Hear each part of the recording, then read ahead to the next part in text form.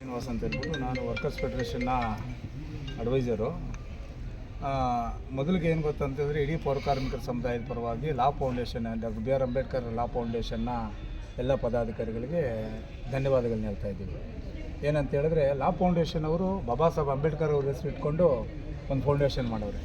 ಯಾಕಂದರೆ ಬಾಬಾ ಸಾಹೇಬರು ನಮ್ಮೆಲ್ಲರ ತಂದೆ. ಇವತ್ತು ನಾವೇನಾದರೂ ಇಂಥ ಕಾರ್ಯಕ್ರಮ ಮಾಡ್ತಾಯಿದ್ದೀವಿ, ಇಂಥ ಒಂದು ವೇದಿಕೆಯಲ್ಲಿ ನಾವು ಕೂತಿದ್ದೀವಿ ಅಂದರೆ ಇದಕ್ಕೆ ಕಾರಣ ತಂದೆ ಸ್ಥಾನದಲ್ಲಿದ್ದಂಥ ಬಾಬಾ ಸಾಹೇಬರು.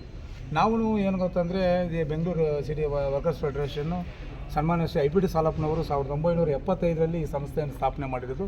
ಮುಂದಿನ ವರ್ಷಕ್ಕೆ ಇದು 50 ವರ್ಷ ಆಗ್ತದೆ. ಅಂದರೆ ಅನೇಕ ನಾಯಕರು ಏನು ಈ ಪೌರ ಕಾರ್ಮಿಕರಿಗೆ ಕೆಲಸ ಮಾಡಿಕೊಂಡು ಬರ್ತಾ ಇರತಕ್ಕಂಥದ್ದು. ಈಗ ಪ್ರಸ್ತುತ ಡಾಕ್ಟರ್ ಬಾಬುರವರು ಅದರ ಅಧ್ಯಕ್ಷತೆ ವಹಿಸವ್ರೆ.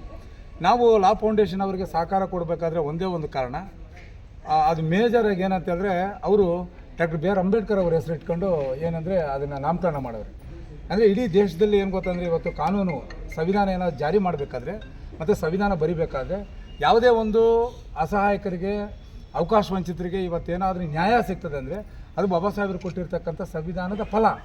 ಆ ಒಂದು ಹೆಸರಲ್ಲಿ ಅವ್ರ ಹೆಸರು ಇಟ್ಕೊಂಡಾಗ ನಾವು ಫೆಡರೇಷನ್ ಅಧಿಕಾರಿಗಳು ಏನು ಫೆಡರೇಷನಲ್ಲಿ ಕೂತ್ಕೊಂಡು ಒಂದು ಚರ್ಚೆ ಮಾಡಿದ್ವಿ. ಒಂದು ಒಳ್ಳೆಯ ಅವಕಾಶ ಅವರೇ ಮಾಡ್ತಾಯಿದ್ದಾರೆ, ಅವ್ರನ್ನ ನಾವು ಕೈ ಜೋಡಿಸೋಣ ಅಂತ ಹೇಳ್ಬಿಟ್ಟು ಆ ಜೋಡಿಸುವಂಥ ಸಂದರ್ಭದಲ್ಲಿ BBMPಯ ಏನು ಆಯುಕ್ತರು, ವಿಶೇಷ ಆಯುಕ್ತರು, ಜಂಟಿ ಆಯುಕ್ತರು ಮತ್ತು ಏನು ಕಾರ್ಯಪಾಲಕ ಅಭಿಯಂತರು, ಸಹಾಯಕ ಕಾರ್ಯಪಾಲಕ ಅಭಿಯಂತರು, ಆರೋಗ್ಯ ಪರಿವೀಕ್ಷಕರು ಮತ್ತು ಎಲ್ಲ ವಾರ್ಡ್ಗಳಲ್ಲಿರ್ತಕ್ಕಂಥ ಏನಂದರೆ BBMP ಸೂಪರ್ವೈಸರ್ಗಳು ಒಟ್ಟು ಸಾರಾಸಹಿತ ಸಾಮೂಹಿಕವಾಗಿ ಏನು ಗೊತ್ತಂದರೆ ಸಹಕಾರ ಕೊಟ್ಟಿದ್ದರಿಂದ ಈ ಒಂದು ಅರ್ಥಪೂರ್ಣವಾಗಿರ್ತಕ್ಕಂಥ ಕಾರ್ಯಕ್ರಮ ಆಗೋಕ್ಕೆ ಕಾರಣ ಆಗೈತೆ. ನಾವು ಇವತ್ತೇನಂತ ಹೇಳಿದ್ರೆ ಈ ನಾಡನ್ನು ಕಟ್ಟಿರ್ತಕ್ಕಂಥ ಈ ಬೆಂಗಳೂರನ್ನು ಕಟ್ಟಿರ್ತಕ್ಕಂಥ ನಾಡಪ್ರಭುಗಳು ಕೆಂಪೇಗೌಡರು ಒಂದು ದೂರದೃಷ್ಟಿ ಇಟ್ಕೊಂಡು ಏನಂದರೆ ಈ ಒಂದು ಬೆಂಗಳೂರನ್ನು ಕಟ್ಟವ್ರೆ.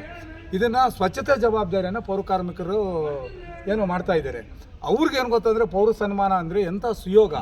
ನಾವು ಇವತ್ತೇನು ಅಂದ್ಕೊಂಡಿದ್ದೀವಿ ಅಂದರೆ ಸರ್ಕಾರದ ಮಂತ್ರಿಗಳು ಮತ್ತು ಉಪಮುಖ್ಯಮಂತ್ರಿಗಳು, ಹಿರಿಯ ಅಧಿಕಾರಿಗಳು ಈ ಒಂದು ಕಾರ್ಯಕ್ರಮಕ್ಕೆ ಬರ್ತಾರೆ. ಅವ್ರಿಗೆ ಏನು ಗೊತ್ತಂದರೆ ನೀವು ನೋಡ್ತಾ ಇದ್ದೀರಿ, ಏನು ಗೊತ್ತಂದರೆ 16,665 ಜನ ಏನಂದರೆ DPS ಅಲ್ಲಿ ಪೌರ ಕಾರ್ಮಿಕರು ಕೆಲಸ ಮಾಡ್ತಾಯಿದ್ದಾರೆ.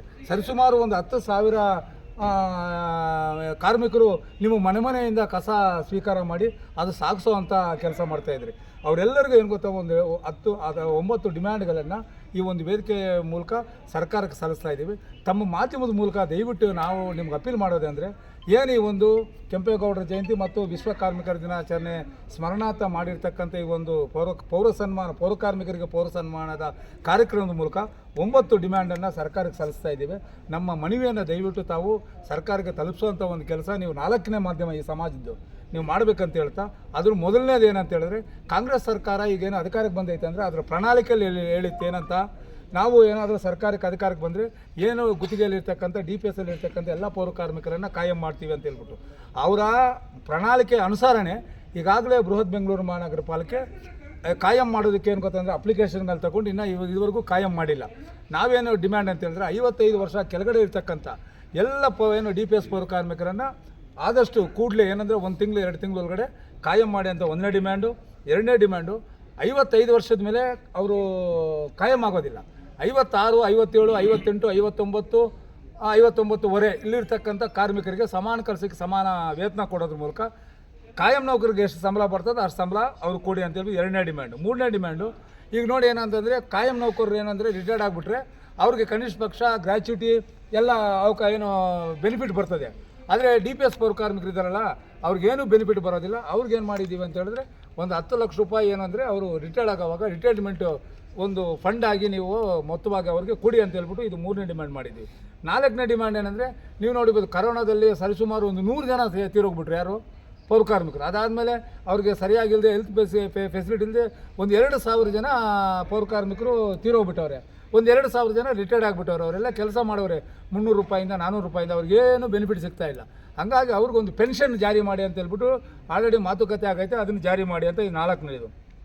5ನೇದು ನಿಮ್ಮ ಮನೆ ಹತ್ರ ಕಸ ತಗೋತಾರೆ, ಎಲ್ಲ ಸಾಗಿಸ್ತಾರೆ, ಅವ್ರು ಇನ್ನೂ ಗುತ್ತಿಗೆಯಲ್ಲಿದ್ದಾರೆ, ಅವ್ರಿಗೆ ಕನಿಷ್ಠ 10,000 ಕೊಡ್ತಾ ಇಲ್ಲ.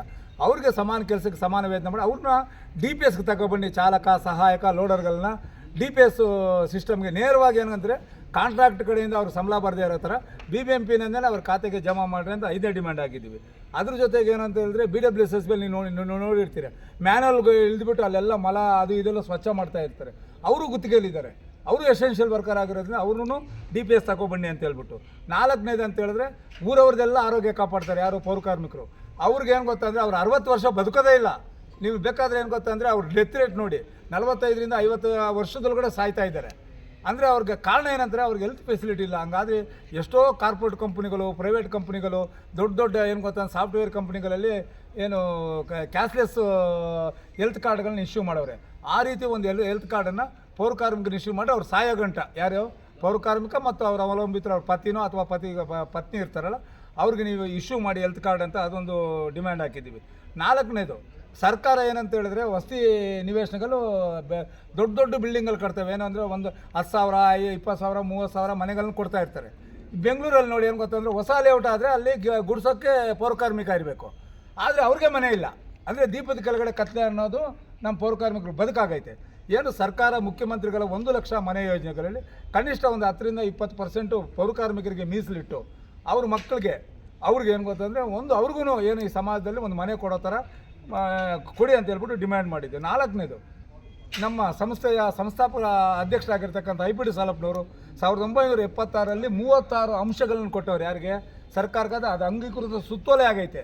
ಸುತ್ತೋಲೆ ಜಾರಿ ಮಾಡ್ರಿ ಅಂದರೆ ಇದುವರೆಗೂ ಮಾಡ್ತಾ ಇಲ್ಲ. ಆಲ್ರೆಡಿ 17 ಅಂಶಗಳು ಅದರಲ್ಲಿ ಜಾರಿ ಮಾಡವ್ರೆ. ಇನ್ನು 17 ಅಂಶಗಳು ಮಾಡಬೇಕು. ಆ 17 ಅಂಶಗಳಲ್ಲಿ ಯಾವುದಾದ್ರು ಮೇಜರ್ ಆಗಿ 7ನೇದು ಅಂಶ, 5ನೇದು ಅಂಶ, 6ನೇದು ಅಂಶ ಇದು ಮಾಡಿದಾಗ ಏನಂತಂದರೆ ಬೆಂಗಳೂರು ನಗರ ಏನು ಜನಸಂಖ್ಯೆಗೆ ಅನುಗುಣವಾಗಿ ಪೌರ ಕಾರ್ಮಿಕರು ಇರಬೇಕು. ಬೇಡಿಕೆಗಳನ್ನ ಮನವಿ ಸಲ್ಲಿಸಿದ್ರೆ ಮುಖ್ಯಮಂತ್ರಿ ಈಗ ಸಲ್ಲಿಸಿದ್ದೀವಿ. ಈಗ ಆಲ್ರೆಡಿ ಬೇಡಿಕೆ ಈಡೇರಿಸಿದ್ರೆ ಏನು ಮಾಡ್ತೀರಾ ಸರ್? ಬೇಡಿಕೆ ಇದ್ದರೆ ನಾವು ಕಾರ್ಮಿಕ ಕಾಯ್ದೆ ಏನೈತೆ ಇದು ಯಾಕಂತ ಹೇಳಿದ್ರೆ ಇದು ಈಗ the Bengaluru city workers federation ಐತಲ್ಲ, ಇದು ಯಾವುದೋ ಒಂದು ನಾಮಕಾವಸ್ಥೆ ಏನು ಕಾರ್ಮಿಕರ ಯೂನಿಯನ್ ಅಲ್ಲ. ಇದು ಏನು ಗೊತ್ತಂತಂದರೆ ಆ್ಯಸ್ ಪರ್ ದ ಭಾರತೀಯ ಕಾರ್ಮಿಕ ಕಾಯ್ದೆ 1926 ಅನುಸಾರ ನೋಂದಣಿ ಆಗಿರ್ತಕ್ಕಂಥ ಒಂದು ಕಾರ್ಮಿಕ ಸಂಘ.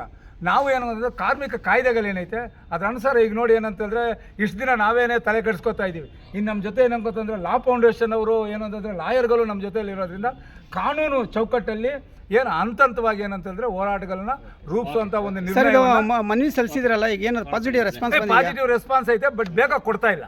Okay sir, thank you sir. ಇದು ಈ ಒಂದು ವಿಷಯಗಳನ್ನ ದಯವಿಟ್ಟು ನಿಮ್ಗೇನು ಗೊತ್ತಂದರೆ ಕೈ ಮುಗಿದು ಬೇಡ್ಕೋತಾ ಇದ್ದೀನಿ. ಸರ್ಕಾರಕ್ಕೆ ಮತ್ತು ಸಂಬಂಧಪಟ್ಟಂಥ ಅಧಿಕಾರಿಗಳಿಗೆ ತಲುಪಿಸುವಂಥ ಕೆಲಸನ ತಾವು ಮಾಡಬೇಕಂತ ಇಡೀ ಪೌರ ಕಾರ್ಮಿಕರ ಸಮುದಾಯದ ಪರವಾಗಿ ಮತ್ತು ಇವತ್ತು ಕಾರ್ಯಕ್ರಮ ಆಯೋಜನೆ ಮಾಡಿರ್ತಕ್ಕಂಥ ಡಾಕ್ಟರ್ BR ಅಂಬೇಡ್ಕರ್ ಲಾ ಫೌಂಡೇಶನ್ ಮತ್ತು the Bengaluru city corporation workers federation ಎಲ್ಲ ಪದಾಧಿಕಾರಿ ಪರವಾಗಿ ನಿಮ್ಗೇನು ಗೊತ್ತಂದರೆ ಧನ್ಯವಾದಗಳನ್ನ ಹೇಳ್ತಾ ಇದ್ದೀನಿ. ಜೈ